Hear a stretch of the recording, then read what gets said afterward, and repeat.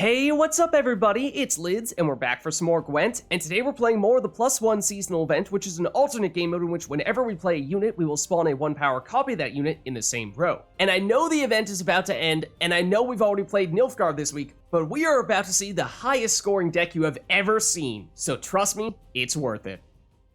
So today we're playing a Nilfgaard double cross deck that is designed to be the highest possible scoring deck you can play. How do we make that happen? Well, it is built entirely around Cahir Dyffryn, because he gets boosted whenever our opponent gets boosted, and there are some nifty things we can do with him, especially in this seasonal event. But let's first talk about what we do for round 1, because this deck, let's just say, is all in on our huge round 3 combo, and so that is the tricky thing, is just, finding a way to scrape on by in round 1 or round 2 so you get a win there, and then you save the really big stuff for round 3. So in round 1/round 2, you're looking to go primarily with Assimilate. So you do that with cards like Glynnis for double Assimilate, and along with the Ducal Guard and the Feainn Heavy Cavalry. So these will be engines, not incredibly powerful engines, but engines nonetheless. And then you use the Imperial Diplomacy to help trigger that Assimilate, as well as your leader ability, and hopefully nab a decent card from your opponents. Outside of that, technically speaking, if you can get Doadrick, turn 1 is actually preferable in your range row, along with Snowdrop. That will turn Snowdrop into an amazing point-scoring engine, because she'll get boosted every time you draw cards, and you'll draw 2 cards every turn with your Doadrick. So the combination of those two and your Assimilate engines, that is what you're ideally banking on to get the job done in round 1 or round 2. It definitely does not stack up to the strongest of decks, and so that means that you may be not winning round 1 and just hoping that your opponent dry passes or doesn't push too hard for the 2-0 win. But that's in theory what you're going for early on. Then we have round 3. And that is where everything starts to come together. So the idea here is that we are going to create as many copies of Cahir as possible, and that is going to enable us to score an absurd amount of points. So what you do is, to start things off, you will play, Idarran. I know we have Idarran and we have Snowdrop in the same deck. No, it is not to be an Idarran plus Snowdrop combo. That's not what we're doing here. Idarran, ranged row, turn 1 is the play. What he does is he will spawn copies of himself until he fills the entire ranged row. However, that means our row is full of Idarrans, and he can't spawn in anything else, so we need to do something to either get rid of some of those Idarrans or move some of those Idarrans into the other row. And how do we do that? We do that by playing a Samum on one of those Idarrans, ideally the one that is directly to the right of your 6-power original Idarran. That will bump 2 Idarrans into your melee row, the 6-power one that you initially played, and one of the other ones that got spawned in. So now you have 2 Idarrans in your melee row, and you have all the other Idarrans still in your range row, with a little bit of room to spawn in additional stuff there. So now that you have all of your Idarrans and you have a little bit of space to spawn in other things, that's when you play Cahir in the melee row. So because you have the initial Cahir, the Cahir that gets spawned from +1, and you have 2 Idarrans in the melee row, that gives you 2 more Cahirs. That's a total of 4 Cahirs. Then, after that, you play Letho in the melee row and transform into another Cahir, and that means, of course, you'll get the extra one from +1, and you'll get additional ones from your Idarrans as well. So now your melee row is completely full of up to 7 Cahirs, which is crazy.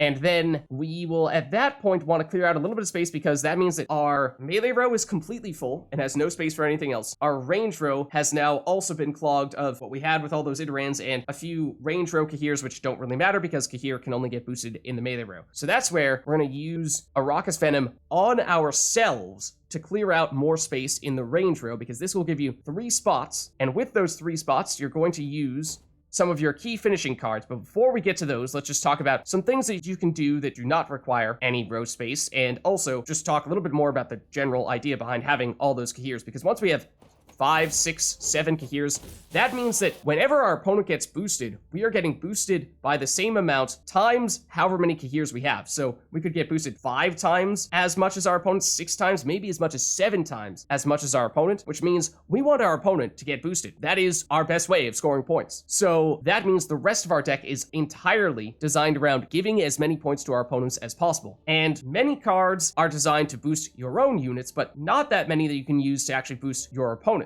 So how do we make that happen? We do that with cards like Commander's Horn to boost 5 adjacent units by 2. You can use that on your opponent. So this one, just make sure you're waiting long enough that you have your Cahirs out and your opponents have enough units on the board that you can boost 5 of them. Then we similarly have Garrison, which boosts a single unit by 10. So in total, both of these are boosting your opponent by 10 per card. So just in this case, only requires 1 unit. In the case of Commander's Horn, requires 5. So maybe play this one first and then Commander's Horn after that. Then, after that, we will use, if we have enough board space, and this is where it starts to become a little bit of situational read that you have to make. How much room do you have to fit in more units? Because if your opponent has dealt some damage, particularly in your range row, then you can throw in a Syanna, who is of course set up because when we create additional copies of her, and you're at least going to get the initial and hopefully one more from +1 if you have space, and potentially even more from your Idarrans if you still have enough room beyond that and you still have some Idarrans on the board as well. So she will make it so that whenever we play a deploy ability, we will repeat that deploy ability another time, and the more Syannas we have, the more times we will repeat that deploy ability. So the more Syannas, the better. Especially because, well, we have a really big deploy ability in mind. One of them, which is actually the second best deploy ability, so ideally you're using this without Syanna, but again, depends on what you have in hand and how much board space you have, is Zoltan Scoundrel in the ranged row. Because with this, you can boost all units in a row by 1, and doesn't matter if it's you or your opponent, you're allowed to do either, so of course, once you have all your Cahirs, you would very much prefer to do the boosting on your opponents, because every boost they receive, you're receiving 5, 6, or 7 times as many boosts as them. In niche situations where things go wrong, you could potentially play Zoltan in the melee row and then use that damage on yourself to clear out space. If you are really clogged and you don't have a way to fix it, then that is a way to potentially sort out that issue. But he is, of course, hopefully there to boost your opponents and get a whole much more boosts for yourself. But that is not the best deploy ability, so we could use Syanna on him, but better still would be, ideally, Yennefer of Vengerberg in the range row, because that means every time we use her deploy ability, we will boost all other units by 2. So not only is the amount of the boost higher, it's 2 points rather than 1 point per unit, it's every unit, not just one of your opponent's rows, but both of your opponent's rows, and all of your units as well. So this is just absolutely insane how many points this gives your Cahirs when you have multiple of them. And if you have a whole bunch of Syannas to repeat this deploy ability multiple times, then this single-handedly will give you an absolutely absurd number on your Cahirs. And so this is your key to success, is basically how big can you make this Yennefer and how many Cahirs can you have on the board to go along with that Yennefer. And if you pull that off, you should be able to get several hundred, if not even approach 1,000 points. So it is difficult to pull it off, but it is so much fun when you do make it happen. So there's a look at the deck, and like I said, it is all centered around that humongous round 3 combo. So round 1, round 2, you need to somehow find a way to sneak on past with your assimilate cards and your leader ability, because you can't really afford to get bled in round 2 since we have so many things that we're trying to play in round 3 to perfectly optimize and maximize the points of our Cahirs to maximize our total score and hopefully get at, near, or above 1,000 points. So with that being said, let's go see it in action. Alright, so this time going up against Skellige here, and they'll go first. And in this match, I'm going to show you how many points we can score if we pull off our full combo, but our opponent does not do any additional boosting on top of what we are setting up directly. In round 1, we're looking to set up our assimilate engines and then use either Imperial Diplomacy and or our leader ability to proc that assimilate. In addition to that, we'll use Doadrick plus Snowdrop to draw a bunch of cards and then put other cards back into our deck, boosting Snowdrop whenever we do and fine-tuning our hand in preparation for round 3. Now that may sound like a decent strategy in Standard, but in this event in particular, that's actually not worth that many points, at least not compared to what some of our opponents might be able to pull off. So that is one of the greatest weaknesses of this deck and something that we need to be really careful about. Doadrick and Snowdrop give us a decent burst of points, but in a longer round there are a lot of things that can overtake us. Then because there are a bunch of cards that we want to play in round 3, we can easily get stuck in a tricky spot where we're either forced to play one of those cards that we're trying to save or lose the round. But because we still don't want to play those cards in round 2, if we don't win round 1, then we are very susceptible to getting bled in round 2. So times like these where our best round 1 setup gets disrupted do make things pretty nerve-wracking. But as long as we can find a way to sneak in a win in either round 1 or round 2, without needing to sacrifice any of our cards that either create additional Cahirs or boost our opponent's cards to boost up our Cahirs, which we're trying to save for round 3, then we're still in good shape. That way we can still create as many Cahirs as possible in round 3, so that we can deliberately boost our opponent's cards but get boosted way more than they do when that happens. And that is how we'll score the big points. But in case you couldn't tell, I am recording this commentary in post, which is way more time consuming, Because, and I'm not exaggerating, it took exactly 77 matches to record this video. So if I commentated over all of those, I'd probably lose my voice for the rest of the year. And it also means this event is about to end, so I want to get this video to you as quickly as possible. So I'll let the rest of the match speak for itself. But be sure to stick around for the next match as well, because that one might be the craziest match you have ever seen. So trust me, you are definitely gonna want to see it.